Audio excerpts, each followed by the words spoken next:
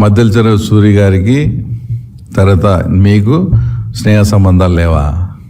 ఆయన జైల్లో ఉండి ప్లాన్ చేసి పరిటాల రవి లాంటి వ్యక్తిని జైల్లో ఉండి ట్రాప్ చేసి మర్డర్ చేస్తాడా? ఫస్ట్ బళ్ళారులో ఆర్కే అతని మర్డర్ చేశారు. తర్వాత అనంతపూర్లో తగరకుంట ప్రభాకర్ రెడ్డి అని రవి అనుచరులను మర్డర్ చేశారు. మూడోసారి పరిటాల అంటే మీకు ఇంటెలిజెన్స్ వ్యవస్థ లేదా? ఆ మర్డరు ఈ మర్డరు తర్వాత ఇదేది మీకు తెలియదా? దగ్గరుండి మీరే చేపించి నువ్వు పార్టీలోకి వస్తావా, ఆయన నిజాయితీ పరుడే, నేను తెలుగుదేశం పార్టీ విడిచిపెట్టి రానన్నాడు పరిటాల రవి గారు. రాకుంటే మర్డర్ చేస్తాం. ఆ రకంగా మీరు లేకపోతే జైల్లో ఉండేదంట, ఆయన జైల్లోంచి నడిపేది, జైల్లోంచి ప్లాన్ చేసి మర్డర్. బయట మొత్తం సహకారం అంతా జగన్మోహన్ రెడ్డిది.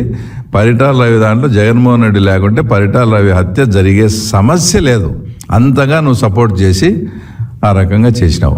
ఈ పిల్లలను చూసి ఇట్లా చేసి అంటే నాకేంది తెలు, మా వాళ్ళు అప్పుడు ఏదైనా గతంలో చేసిండొచ్చు అనేదానికి ఈయన ప్రత్యక్షంగా గాను పరోక్షంగాను ఈయనకుండి ఆ తర్వాత ఈయన ద్వారా జరిగినట్టు ఇది. ఇంకా మాట్లాడితే ఎప్పుడు మాట్లాడినా కూడా ఆయన మా నాన్నది అనుమానాస్పద మృతి అంటాడు.